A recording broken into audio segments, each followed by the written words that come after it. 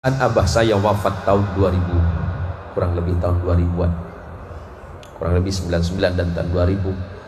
Saya cerita sama Ustaz Arifin, abah saya wafat.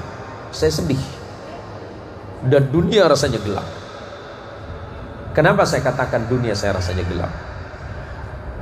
Karena bagi saya seorang ayah adalah seorang figur yang tidak tergantikan. Ibu sangat istimewa, tetapi dari tangan seorang ayah kita dibesarkan. Dari tangan seorang ayah, dari tangan seorang suami, ibu bisa menikmati rezeki Allah. Maka jangan pernah mengecilkan rezeki yang datangnya dari tangan seorang suami, sekecil apapun. Jangan pernah membandingkan rezeki suamimu dengan rezeki suami orang lain. Dan rezeki yang paling halal adalah rezeki yang datang dari tangan suami. Acap kali perempuan itu lupa. Acap kali perempuan itu lupa. Luar biasanya perjuangan seorang suami hanya untuk sekedar memberi makan anak dan istrinya. Pertarungannya adalah halal dan haram di luar sana. Kenapa saya katakan begitu? Kadang suami beranggapan, ya Allah mungkin ini tidak apa-apa, hanya untuk sekedar memberi makan dan istri. Dan kadang dia sampai lupa kepada hukum Allah. Kadang dia sampai lupa sholat, hanya untuk memastikan bahwa rezeki hari ini didapat anak dan istri biar tidak kelaparan di rumah. Bahkan kadangkala suami tidak perlu tahu apakah ini halal, apakah haram.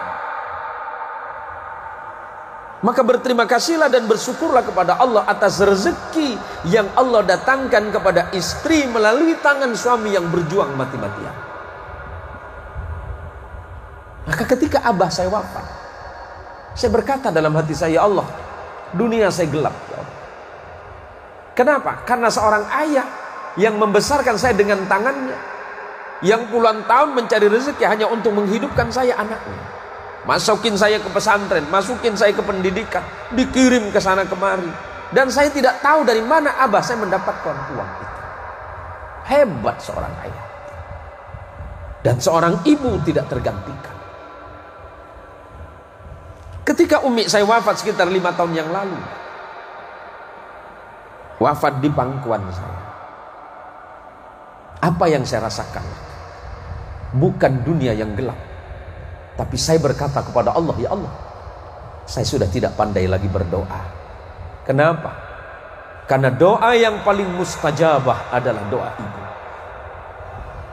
Maka selagi masih ada ibu, selagi ada seorang ibu yang melahirkan, membesarkan dan mendidik kita, jaga ibumu, karena ibumu adalah surgamu. Saya sering bersedih hati ketika sepanjang perjalanan saya masih sering melihat ibu-ibu yang sudah berumur sepuh, jalannya yang sudah tertatih-tatih, masih jualan hanya untuk sekedar memberikan makan kepada perut kecilnya. Saya berkata dalam hati, ya Allah, alangkah teganya anaknya. Ibu itu adalah surganya, tapi dia ternyata mau membuang surganya. Sering saya lihat betapa berdosanya seorang anak, betapa tidak mulianya, betapa tidak berharganya seorang anak yang mengabaikan dan melalaikan ibunya. Surga mana yang dia cari? Wallahu rabbul haq. Dia tidak akan pernah mendapatkan kebahagiaan apapun di dunia ini kalau dia sudah berani mengabaikan ibunya.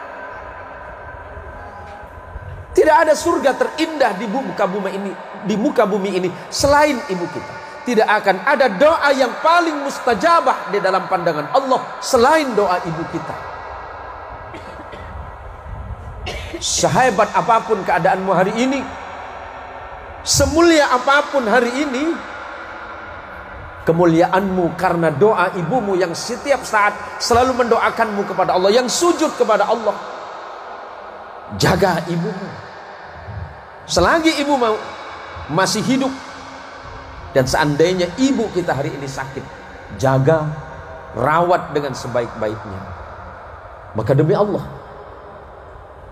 setetes air susu ibu yang pernah kita minum tidak mungkin bisa ditukar dengan dunia dengan segala isinya. Apalagi doa ibu. Doa ibu yang tidak mungkin bisa digantikan dengan apapun, bahkan dengan seluruh alam semesta ini. Jangan bersedih Ustaz Arifin. Ibu sakit justru itu mendatangkan barokah untuk Ustaz. Karena saat yang tepat bagi Ustaz untuk berkhidmat untuk ibu. Mumpung ibu masih sehat, mumpung ibu masih ada, cium tangannya, cium kakinya, mohon ridhonya. Saya ini adalah seorang anak dan ayah dari 5 orang anak. Saya selalu mengingatkan ke anak-anak saya, kalian gak apa-apa sama Abi, tapi dengan umi kalian jaga dari hidupnya sampai matinya. Kita mau menjaga orang tua, kita mau menjaga perasaan orang tua, itu sudah hebat. Kalau kamu belum mampu membahagiakan ibumu, setidaknya jangan membuat susah dia. Sudahlah tidak mampu membahagiakan, kenapa menyusahkan? Tidak ada yang istimewa dalam hidup kita. Apa yang ada pada kita hari ini, apa yang kita nikmati hari ini, tidak ada lain karena jasa orang tua kita, ibu kita, ayah kita, dan orang-orang yang baik di sekitar kita. Sungguh manusia itu akan mulia di hadapan Allah jika dia mau dan mampu memuliakan orang tuanya, terutama ibunya, kemudian ayahnya.